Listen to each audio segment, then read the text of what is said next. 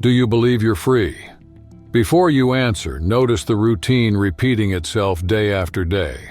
As soon as you wake up, your fingers rush to your phone, scrolling the screen in search of anything new to chase away boredom.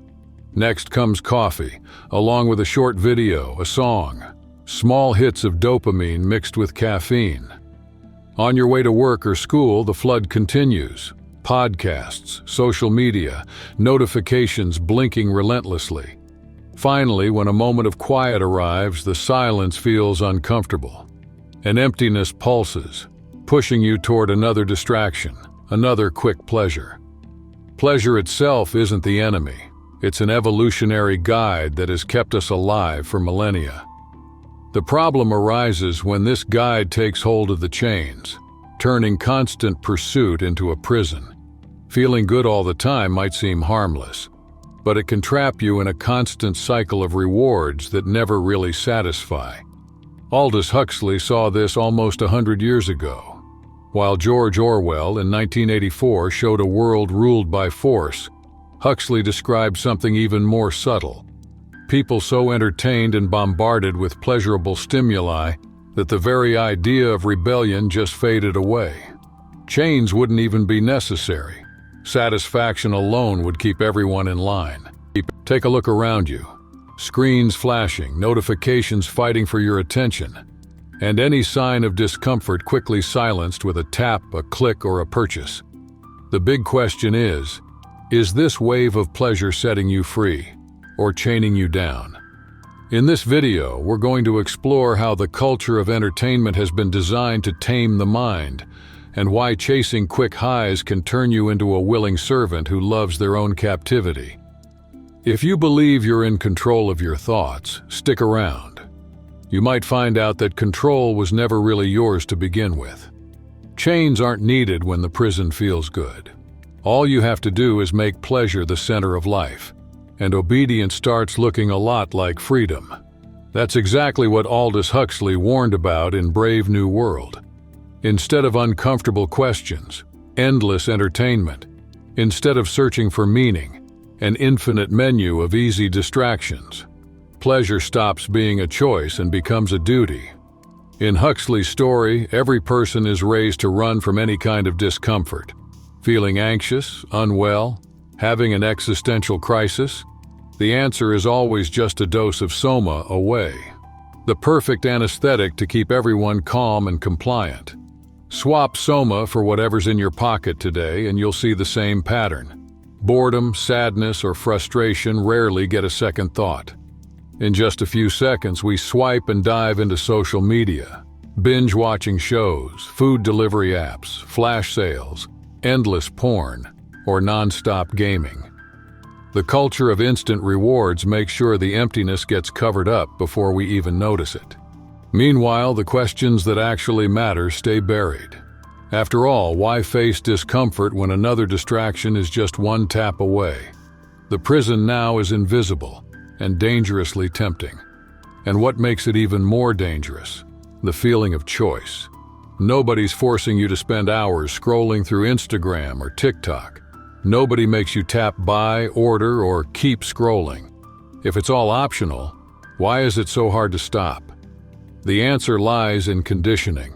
Every time we chase a quick fix to ease discomfort, our brain registers this shortcut as the default solution.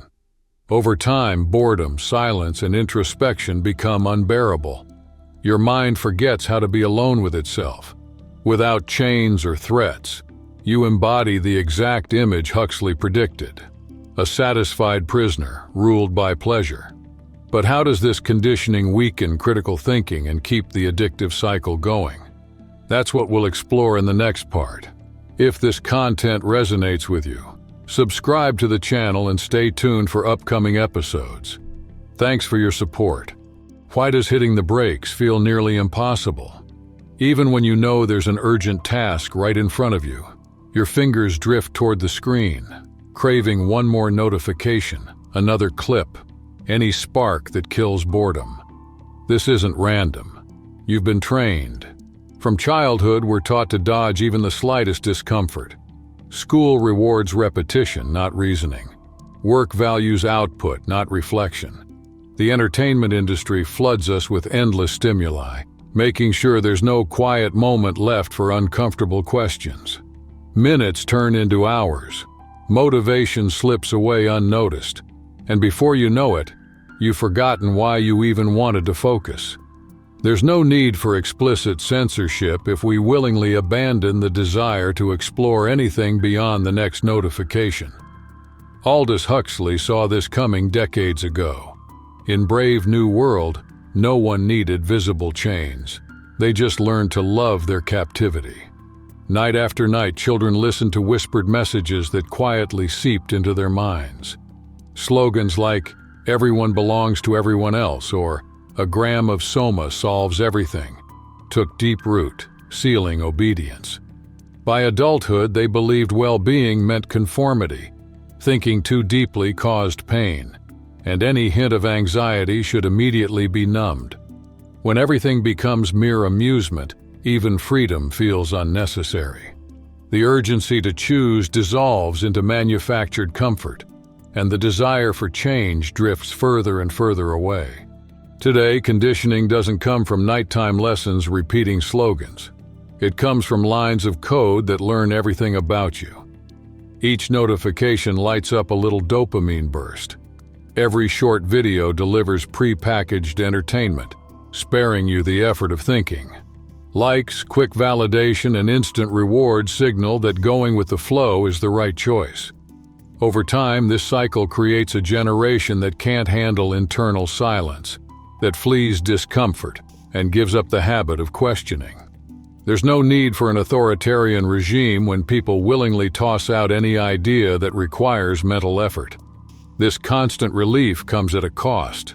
We become more fragile, easier to steer, more vulnerable to manipulation. Non-stop pleasure weakens us, and happiness produced on an assembly line pushes us toward passivity. How can the promise of a painless world lead us into complete surrender?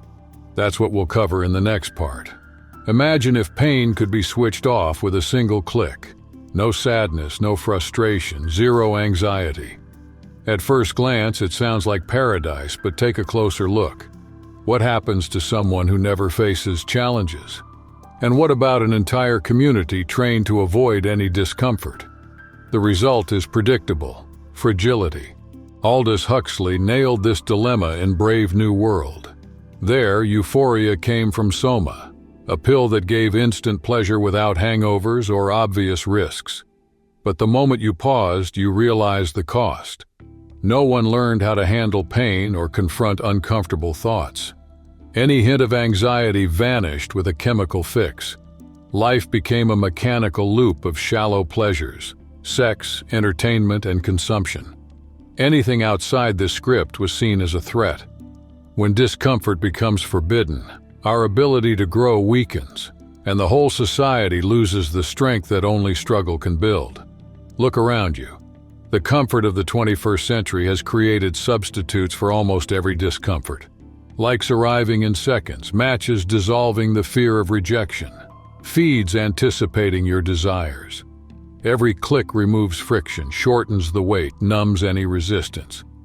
But that numbness comes at a price. It weakens the mental muscles that only grow through effort. Pain is a tough but fair teacher. Stumbling sharpens your senses. Setbacks strengthen your resolve. Obstacles force you to grow. When we smooth out every bump in the road, we become too slick to truly grip our own lives. Today, being a little late feels like a disaster. One negative comment sparks chaos, and any lengthy process feels like torture. We've learned to trade processes for shortcuts, patience for instant dopamine. The more dependent we become on escape, the more predictable we are. Whoever controls the reward button controls those who crave it. Communities built from people with resilience, who can handle tension, question orders, and defend their own space. But groups hungry for constant stimulation accept the script without resistance. Chains aren't needed when distractions are enough. This is how the cage is built. Invisible bars made of convenience. We call it freedom, the right to never feel uncomfortable. But by avoiding every pain, we shrink ourselves down to fit neatly into the space we're given. To break the cycle, we need to separate pleasure from purpose. Pleasure keeps us trapped. Purpose sets us free. We'll talk more about how to make that shift shortly, but first, let's take an honest look at what we're chasing. Think about it for a second. What's your real goal? Happiness or meaning? Quick relief or lasting fulfillment? From an early age, we hear that happiness is enough. But what we call happiness has become a menu of brief hits that quickly fade away. Likes, shopping, casual sex, binge-watching shows, foods that excite our taste buds and then leave us empty. Each dose feels satisfying until it wears off. Then we start over, always chasing something that never stays. And that's the key point. Pleasure expires and needs constant refilling. Purpose doesn't. It sticks around and guides us, even when the excitement fades. In the next part, we'll look at how you can turn this idea into concrete action. Start by revisiting the key moments that shaped your life, those experiences that made you who you are. Were they moments of instant gratification or of challenge, sweat, and overcoming obstacles? Viktor Frankl, a psychiatrist and Holocaust survivor, wrote in Man's Search for Meaning that nobody can truly live without direction. He noticed that even in the worst circumstances, the people who stayed strong and clear-headed were those who saw a deeper purpose. Here's the paradox. Constantly chasing pleasure makes us weaker, while pursuing purpose makes us stronger. Pleasure is quick, easy, addictive. Purpose, on the other hand, demands effort, discipline, and resilience. But unlike pleasure, it doesn't fade when the initial high wears off. Purpose builds something solid inside us and gives us reasons to keep going. Over the next few minutes, we'll learn how to cultivate that sense of purpose, and why it might just be the strength your journey has been missing. Have you ever noticed how everything around you pushes you towards small hits of pleasure, always immediate and disposable? The logic is simple. Finding purpose takes time, reflection, effort, and the courage to face some discomfort. This goes completely against the instant consumption model that drives our modern world. Someone who discovers a true reason to live doesn't need to fill every moment with empty distractions, isn't seduced by quick promises of happiness, and doesn't become an easy target for passing trends. That's exactly why we're constantly flooded with stimuli that pull us away from building something meaningful. An individual with purpose threatens a system built on our emotional dependence. If you feel empty today, maybe the answer isn't adding more pleasures, but trimming the excess. Instead of seeking new escapes, try removing some of those that already surround you. Ask yourself, what truly motivates you? What makes you get out of bed every morning? Are you just surviving on instant gratification or building something worthwhile? How can you escape this trap and reclaim control over your own mind? That's exactly the path we'll explore next. Now that you see how constantly chasing gratification keeps you trapped, a critical question arises. How can you break this cycle? How do you reclaim control over your mind in an environment designed to keep you distracted, numb, and emotionally dependent? Don't expect an easy path. The system is set up for you to fail. It thrives when you chase quick rewards, feed its algorithms with your attention, and consume without thinking.